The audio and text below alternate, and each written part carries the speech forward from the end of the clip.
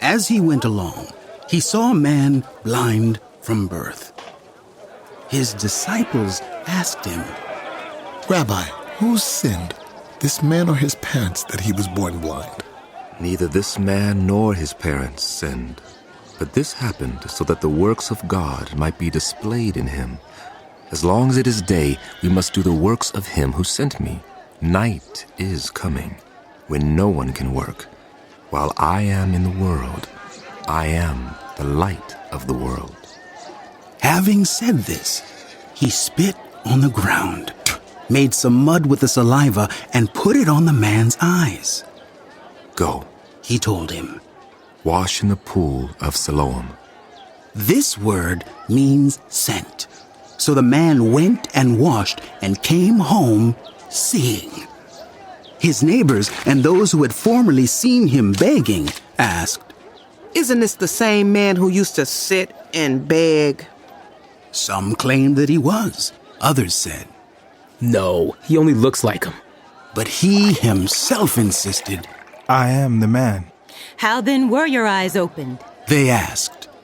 He replied, The man they call Jesus made some mud and put it on my eyes. He told me to go to Siloam and wash. And so I went and washed. And then I could see. Where is this man? I don't know. They brought to the Pharisees the man who had been blind. Now the day on which Jesus had made the mud and opened the man's eyes was a Sabbath. Therefore the Pharisees also asked him how he had received his sight. He put mud on my eyes. The man replied, And I washed. And now I see. Some of the Pharisees said, This man is not from God, for he does not keep the Sabbath. But others asked, How can a sinner perform such signs? So they were divided. Then they turned again to the blind man. What have you to say about him? It was your eyes he opened. And the man replied, He is a prophet. They still did not believe that he had been blind and had received his sight until they sent for the man's parents. Is this your son? Is this the one you say was born blind? How is it that now he can see? We know he is our son, The parents answered. and we know he was born blind. But how he can see now, or who opened his eyes, we don't know. Ask him. He is of age. He will speak for himself. His parents said this because they were afraid of the Jewish leaders who already had decided that anyone who acknowledged that Jesus was the Messiah would be put out of the synagogue. That was why his parents said, He is of age. Ask him. A second time, they summoned the man who had been blind. Give glory to God and tell the truth. We know this man is a sinner. He replied, Whether he is a sinner or not, I don't know. One thing I do know, I was blind, but now I see. Then they asked him, What did he do to you? How did he open your eyes? He answered, I have told you already, and you did not listen. Why do you want to hear it again? Do you want to become his disciples too?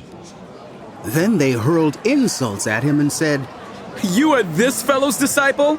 We are disciples of Moses. We know that God spoke to Moses. But as for this fellow, we don't even know where he comes from. The man answered, Now that is remarkable. You don't know where he comes from. Yet he opened my eyes. We know that God does not listen to sinners. He listens to the godly person who does his will. Nobody has ever heard of opening the eyes of a man born blind. If this man were not from God, he could do nothing. To this they replied, You were steeped in sin at birth. How dare you lecture us? and they threw him out. Jesus heard that they had thrown him out, and when he found him, he said, Do you believe in the Son of Man? Who is he, sir? Tell me, so that I may believe in him.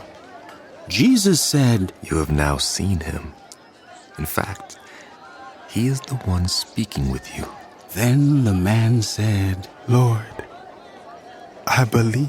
and he worshipped him.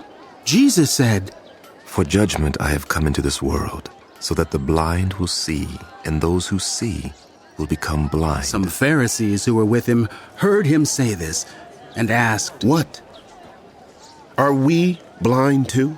Jesus said, If you were blind, you would not be guilty of sin, but now that you claim you can see, your guilt remains.